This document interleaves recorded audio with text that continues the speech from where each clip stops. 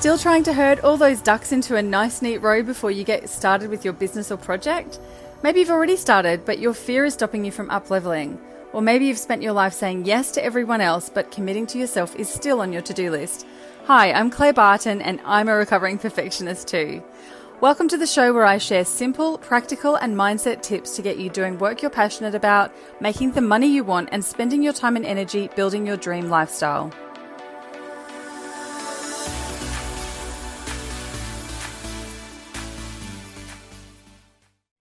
Hello, recovering perfectionists. It's Claire here, and I'm joined by the beautiful Suzanne Culberg, who is a weight loss coach who doesn't do weigh-ins. And we're going to talk a bit more about that in a minute because I have some very exciting things to talk about with her.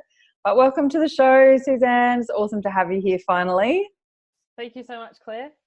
So in a nutshell, Suze and I have known each other, I guess, for probably about a year and a half now, I reckon. And we met through the online business world, and I was following your amazing weight release journey. And I think I stumbled upon you just as you were about to have some surgery and all that sort of thing. And I've always just found you so authentically amazing, how you show up online and how you really trailblaze the way for all of us who are trying to do similar things in our lives. And I've certainly been working with you in a one-on-one capacity and in your amazing membership and through all of your free webinars and all that sort of thing, and just lapping up pretty much everything that you ever say. So welcome, and it's awesome to be able to have a chat with you today.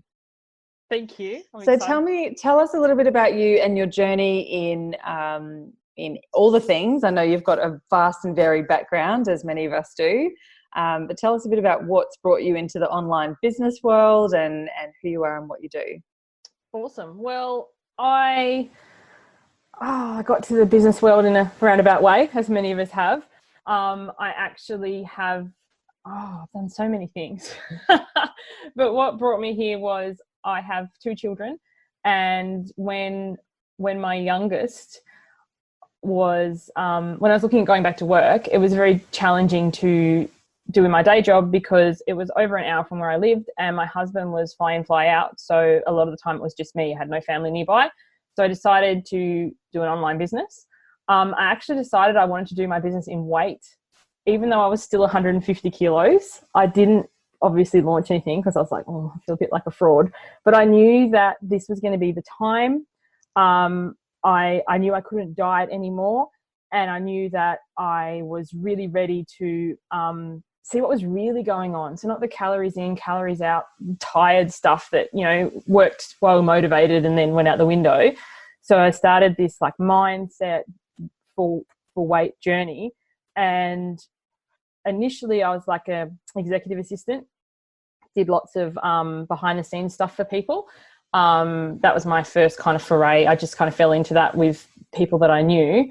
And then I was studying coaching while I was dropping the weight myself. And then when I dropped about 50 kilos, so I've dropped 78, I actually tentatively launched my business.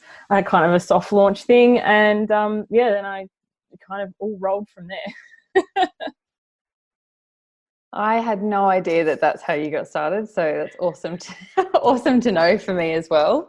And look, I think one of the big things that people probably resonate with and that catches people's eye is that although you work with people to lose weight, for them to lose weight and that sort of thing, you always seem to call it weight release. And I remember the first time I ever heard you say, I'm releasing it. I don't want to lose it. I never want to find it again. It's not my car keys hidden behind the couch or something to that effect.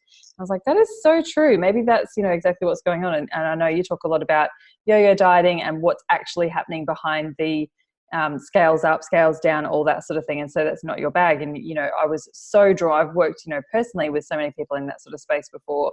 And they've always had like a magic formula that if you just follow this and if you just stick to these 25,000 points in my action plan, then you'll have the results. And it's like, it's too hard, and it never kind of worked. And I really liked the fact that you were like, I'm not going to tell you how to exercise. I'm not going to tell you what to eat. I'm not going to tell you do or don't do surgery or whatever, all that sort of thing. And I think that was a real, to my knowledge, there was no one else out there who was kind of doing that thing. And your point of difference was that you really helped people to stick with whatever it was that they already knew they were supposed to be doing, or that was best for their body, or that worked for their lifestyle and that sort of thing. So, it's a really cool, to understand a bit about your background with coaching and all of that sort of thing.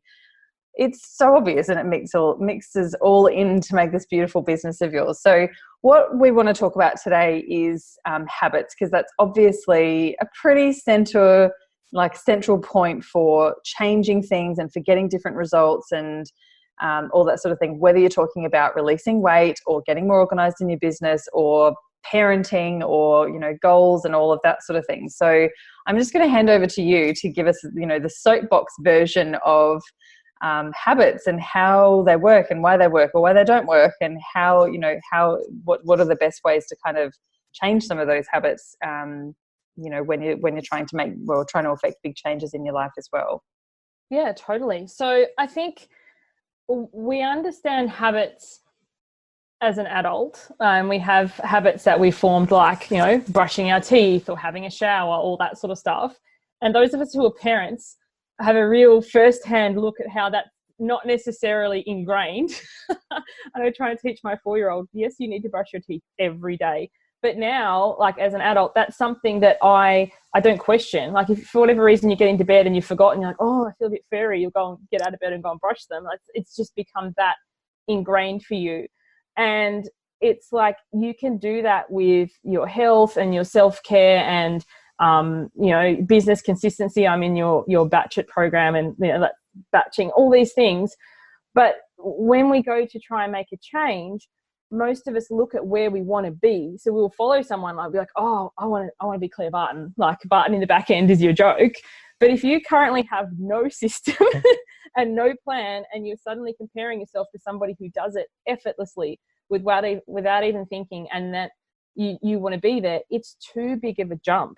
And it's the same with somebody who has looks after their health. Not that you don't look after your health, I don't ever downplay, but like if you look at somebody who exercises every day, who's a runner, and you currently don't run, like if you looked at, say, a marathon, that you're not going to go and run a marathon tomorrow.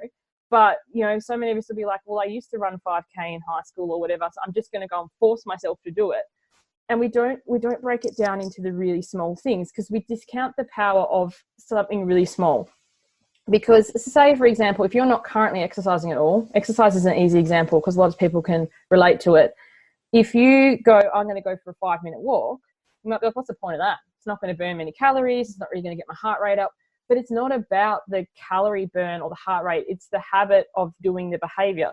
So a lot of people, I say, if you're currently doing nothing and you want to start exercising, choose a minimum baseline, which is usually 5 minutes, 3 days a week. It's not about the result. It's about the habit of behavior, because 5 minutes is easy to do, but it's also easy not to do. You can be like, oh, I'll get to it later. Oh, this, oh, that. But the advantage of it is if you remember at 8 o'clock at night, once the kids are in bed, you can walk for 5 minutes around the house. But ideally you would set a time. So like my walk time is after I drop the kids at the bus, because I'm currently living in Tasmania and it's freezing. I actually prefer first thing in the morning, but going outside when it's minus something, I'm not that dedicated, but it's like moving it around to suit you. And then once you're doing that consistently, that 3 days a week of 5 minutes, you can either add a day and make it 4, or you can increase it to 10 minutes and to 15 minutes and to build it up. And it's like, instead of going this perfection crash, it's a recovering perfectionist podcast, but like, it's like most people, if you say they're like, I need to do 45 minutes and it needs to be 5 days a week or it doesn't count, the 5 minutes that you do is so much better than the 45 minutes that you don't do. So it's like picking something really small, really sustainable, and celebrating that you've done it, and then increasing it. And then when life happens, if kids get sick or the unexpected happens, or you have to move into state, which is coming up for me shortly, it's like back that down and make it less and make it something that's, you're still having the consistency, and then you can increase it again instead of going, oh, I can't do it, so I'm going to do nothing. I can't stress enough how much I love the 5 minutes that you did do is better than 45 minutes you didn't do, because I think that's such a game changer when you can kind of get your head around it. And I'm a big fan, I talk a lot about chunking down projects. Like if you've got a big thing that you want to do and it just feels overwhelming because from 0 to hero is too much, that's exactly what it is. If you can break it down into small little bite-sized things you can do in 15, 20-minute increments, or once a day, or once a week or whatever it is, and actually get some runs on the board. I talk a lot about, like, pick that low-hanging fruit. If you're feeling in a funk, go and do some stuff that you can start and finish really quickly, even if it's just ticking off that micro task or that subtask under a bigger thing. Because there's I can't remember who said the quote, but there's someone who said that satisfaction comes from comes from basically from moving forward, from progress, not from the outcome. And I sat with that for a long time, just like, really? Like, do we really? And it's so true, especially for perfectionists, and probably especially for women, and probably especially for women who are also entrepreneurs, that we get in this cycle of just striving. We're always going for the next thing. We tick something off, we go on to the next thing, tick something off, go on to the next thing, whatever. And then when you're not ticking things off, you get demotivated and stressed out and overwhelmed, and you go and polish the silverware / eat something, right? Yes. So I think, I couldn't agree more with the whole idea of chunking things down and celebrating as well. So, if you've set a goal and it's realistic and you've actually stuck to it, is so much, even if it is, like you said, 5 minutes 3 times a week, and you get consistent, and it becomes like brushing your teeth, and it's not something you have to fret about, and it gets to 8 o'clock and you're like, oh shit, I've got to go for my 45-minute walk, and the kids are already asleep, that sort of thing, and really beat yourself up about. But actually feeling like, oh, I set a goal, it was realistic, SMART goals, all that sort of thing. I set a goal, I hit it, and now I feel good because I've actually progressed and I've actually ticked that off. And then, moving on from there, sort of thing. So yeah, I'm virtually high-fiving you on that one. Completely agree. Just on that point, and I think that's a big thing so a lot of people I talk to, they say, I wish I was as skinny as when I thought I was fat. So look back at pictures of when they dropped weight before, or before they had kids, or after high school, or whatever. And it leads into that, like, ticking off the boxes when you achieve something. Really, and this is, I teach what I most need to know. This is something I have to do too, is to reflect and celebrate, because what happens is it can kind of be almost like fool's gold. Like, you're like, when I get to that weight, I'll feel this. Yeah. And then you don't stop, or you don't really allow yourself to feel, because you're always looking for the next goal and always striving. So outwardly you're successful, but inwardly you don't feel it. And so it's like taking that time to go, like, instead of downplaying it, like, celebrate it, and then allow yourself to celebrate more. Because if you're only focusing on the lack, when you get that thing, so when you've dropped the weight, because this is the whole, I was skinny as when I thought I was fat, you look at the next thing that you're lacking, and you focus purely on that. You're always in this lack cycle, and nothing is ever enough. Whereas if you're like, virtual high five, I've done my 5 minutes, and you're like really excited, what's the next thing I can do, and celebrate and get the good hormones going, rather than what's the next thing that's suboptimal, and, I'm always in this place of never enough. Yeah, totally agree. And so on the flip side, I know myself, and I'm sure a lot of other people, you kind of can map over the course of 12 months or longer. You're super motivated. I had a really great week and I did all the things right. And then there's a slump, because you've obviously, something's happened and you've beaten yourself up, and you kind of, go back into the bad habits. So is there, like, say, if I wrote down all the things about my lifestyle and my looking after my body and all of that sort of thing that I wanted to change, I could ramble off 25 things off the top of my head. But if I sat down and did an actual list, there'd probably be hundreds. So what's the best way, do you think, to make, like, new habits? Is there a timeline of, like, picking one thing and sticking to that for a certain time and then picking another thing? Or can you grab a couple and sort of trying to make a few changes at the same time? Or what's the best way to sort of, start doing some of those habit changes in your life? I think it's a very difficult question to answer, because everybody is different. So it's like listening to yourself. But what tends to happen is we're feeling pretty motivated. We want to make change, like, it's coming up to January 1, or it's coming up to spring as we're recording this. So it's like, it's the time to make change. And when we're feeling motivated, it's easier to do stuff because we're feeling motivated. So we pick too many. We go like, I'm going to, say, for example, I'm going to drink more water. I'm going to drink less alcohol. I'm going to eat less chocolate. I'm going to start Zumba again. I'm going to quit smoking. I'm going to launch my business. Like, we're going to do all these things. And then once the motivation starts to wane and one of those things drops off, it's like we're juggling and we've dropped one ball, and then next thing they're all on the ground and we think, oh, I have to wait till we're motivated again. So yeah. I think the power is in actually picking a small number of things and doing them really well. And if we've got that excess motivation on top, it's we don't have to necessarily use that, because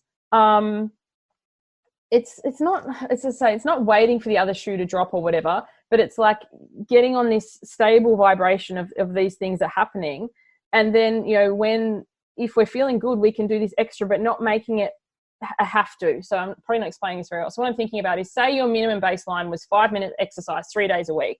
If you're feeling motivated and you want to do an extra day, or you want to do 10 minutes or whatever, go for it. But it doesn't mean just because I've done it now, that's my new baseline. Your baseline's still the other one. Because then when the tougher times come, or you're feeling less motivated, or at school holidays or whatever, you're still meeting your goals. Yep. Awesome. All right. So stick to your baseline, get the bare minimum done, do some extras if you want to. But when you do up level and go to the next thing, it's got to be a really conscious decision. Yes. And then, like, say, for example, you track your steps, and I've done this with a few people. Like, you're like, okay, I want to do 5,000 steps per day for August, and because this is where we're recording it. And you're like, oh, every day I've exceeded that. So September, I'm going to go to 6,000. But then you're kind of starting to fall off. Instead of going, okay, well, maybe just lower it a little bit, 5,500. Do you know what I mean? So, like, always incremental increase, but if it's being too much, instead of throwing the baby out with the bathwater and waiting till next month, you can pick up again from any time. Like, this is August 28th as we're recording this. There's still 3 days left in this month. We don't have to be like, oh, wait till September. Yeah. You can start today. You know what I mean? Such a good point. You and I have had many conversations about this on a personal level as well for me, because I'm definitely never mind. It's Monday lunchtime and I stuffed up, so I'll have to wait till next Monday. Or, we're halfway through the month and I haven't tracked anything, so I'll just wait till next month. You know, we've had these conversations, and I love the fact that, you know, I talk a lot on this show and everywhere about giving yourself permission. And sometimes it does take someone else to say, I give you permission, because you do feel like there's a bit of an accountability, and, you know, sometimes you're sort of too far gone to actually see the forest for the trees for yourself, and you need someone to say, get your shit together. It's okay to change the goalpost, because we kind of get talked to so much about setting goals, and, you know, you set a goal and you basically have to kill yourself until you get there. And if you don't get there, then you haven't reached it and you failed. And then we do all the guilt stuff and all that sort of thing. But one thing I absolutely have appreciated and loved about working with you, and I've seen you do it with other people as well, is to go, okay, well, let's not beat ourselves up. Like, have your little pity party over there and then come back in the room, and let's see what we can actually change right now to get back on track right now, not in a week or a month or next month or whatever. And I think that's a really pertinent lesson for all of us to learn across everything in business and in, you know, looking after our bodies and that sort of thing, is that life happens and shit happens, and our energy goes up and down, and stuff, you know, hits us as a curveball. And sometimes it's because of bad planning. Sometimes it's because we set the goals wrong. And sometimes it's just because who frigging knows and who frigging cares? It just happened and let's move on with our lives kind of thing. So I think, you know, having that, either someone to kind of bounce around those sort of ideas, and someone who can kind of pull you back down to earth and be like, you know, give you a bit of a bitch slap of reality and say, let's just sort ourselves out, guys. You know, maybe going, you know, to like, you know, celebrating what you did last month or for the last whatever it was. And then you were like, right, well, I'm going to, you know, this is the new normal, and I'll make it double for the next month. And then obviously falling in a heap. Instead of going, oh, well, I failed, just let's bring it back. Even bring it back to less than what the last one was, if that feels like it's something that's sort of consistent, or able to be consistent. So would you say that consistency and being able to do things in a consistent and sustainable manner is more important, like the process is more important than focusing on the outcomes? Oh, totally. So I could talk about that all day. Because the thing is, when we measure the outcome, like the weight on the scales or the number of dollars in our account from our business or whatever it is, that's the result of the process. Yeah. But so many of us only measure the outcomes. So if you only stand on the scales every morning, it's kind of like, well, what did I do yesterday? Or what did I do last week? Or what, you know, and we're really becoming only ever focused in on what we've just done.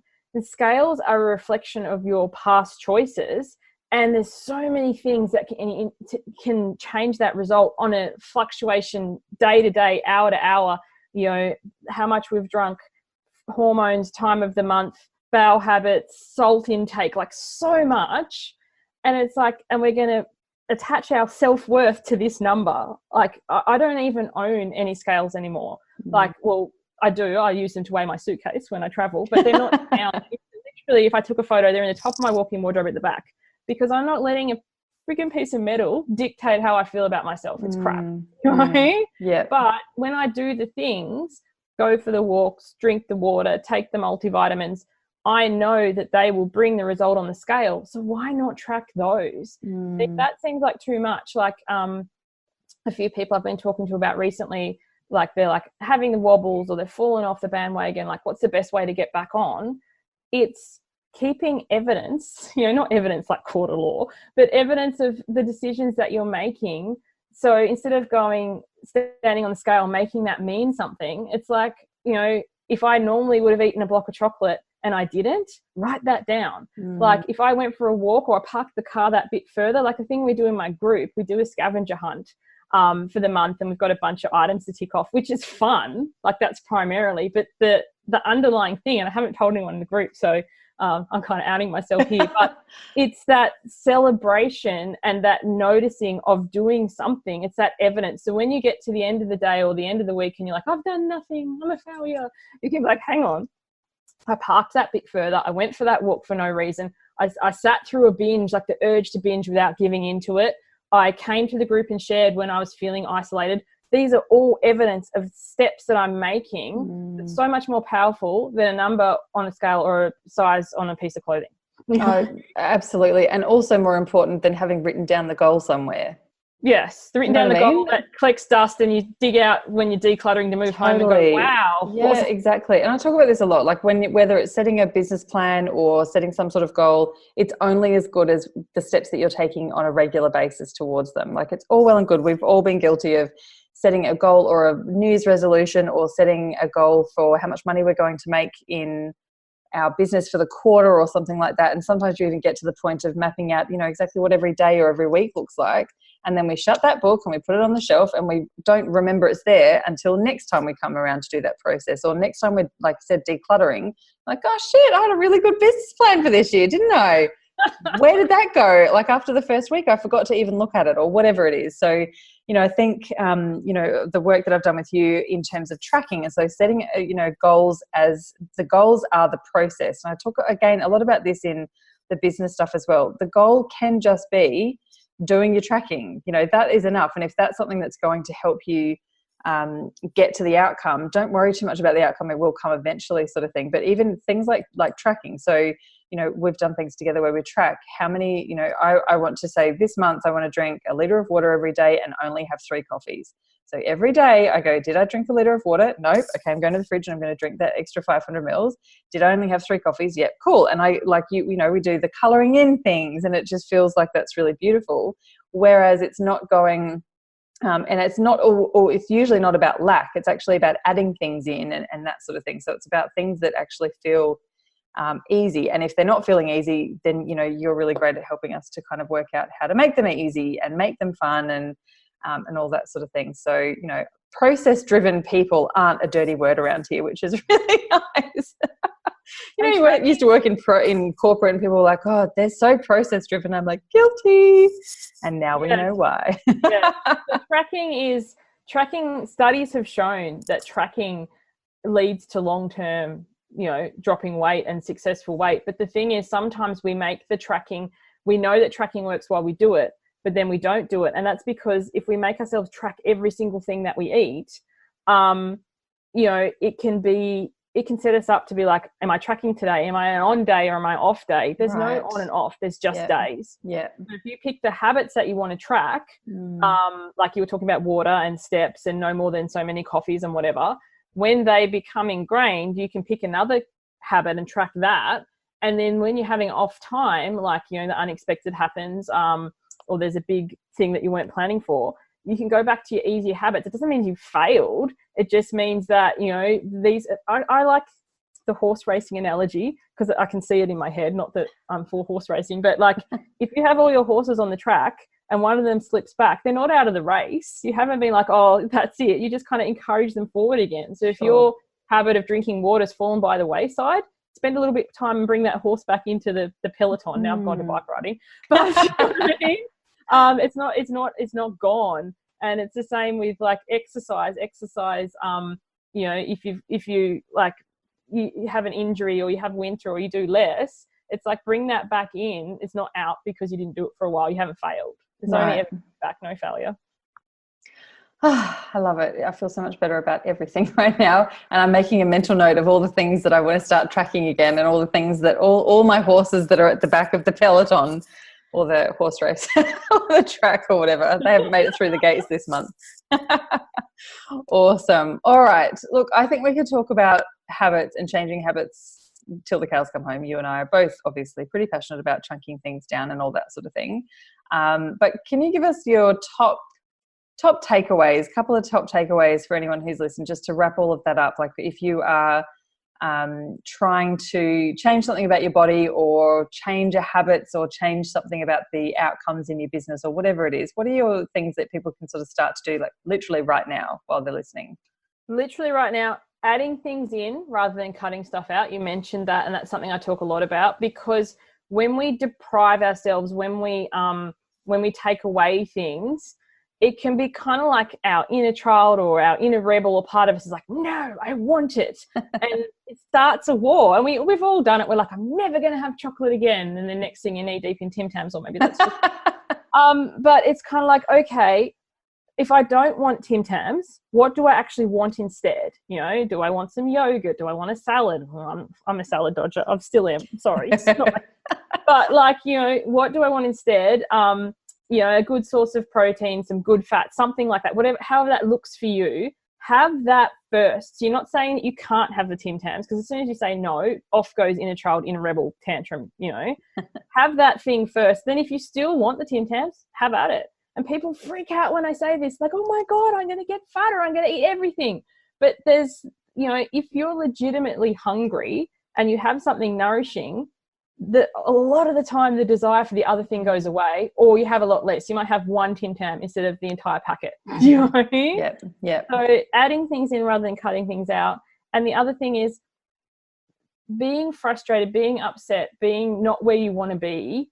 That's enough to spark you to want to make a change, but it's not enough to sustain it, because, you know, being away from driven, I don't like to use the term fat, but I used to call myself fat, but we'll go with it. If you're fat and then you're not fat anymore, what are you? You're just kind of sitting in this place. So then I'd go back to being fat again. And I was always fat or not fat, but I never actually looked to where I wanted to be. So like, be like a GPS. Where are you now? And where do you want to go? And how can you take the steps towards that place, rather than being in this, I want to get away from mode. I want to get away from being poor. I want to get away from being fat. Like, away from is not a thing. It's not a destination. Where is it you actually want to be? Allow yourself to picture that, because what you focus on grows. So if you're focusing on being fat, you're getting fatter. Do you know what I mean? Yeah. So allow yourself to dream, and then just allow the small steps to take you there, rather than being in this constantly away from phase. Oh, I love that. I've just got goosebumps like rippling all over my body right now. Away from is not a destination. I love it. I've actually had a conversation with someone recently-ish in the last couple of years, where who's an acupuncturist friend, actually, a therapist, and for, I don't know, the 10th year in a row, I'd said, I've decided to move to insert exotic location around the world, wherever I was going. And he said, finally, what are you running away from? And I was like, nothing. I want an adventure. He's like, that's not a destination. He knew that I was just trying to get away from something, hence why I'm still in the same spot. So it was a really interesting conversation, something that, I think hopefully hits home for everyone else as much as it has for me. So thank you so much, Sue. It's always awesome chatting with you. I'm sure you will be lovingly stalked by everyone who's listened to this. So what's the best place for people to get in touch with you? My website is www.suzanneculberg.com. I'm sure you'll put it in the notes, because my surname's interesting spelling. I get lots of variations of it, and my Facebook page has got. I love Facebook. I'm on there all the time. You'll hear the ups and downs of my life. I'm very an oversharer, and that's facebook.com/Suzanne Culberg. Amazing. Thank you so much. All right. So yes, all of those notes will be in the show notes, and obviously all the links and that sort of thing as well. Check out Suzanne's membership and coaching programs, and there's loads of different things going on. There's loads of different ways to work with her, and So there should be, because she's bloody awesome. So check her out. Thank All you. right. Thanks again, Suze. I'll talk to you real soon. Thanks. Bye.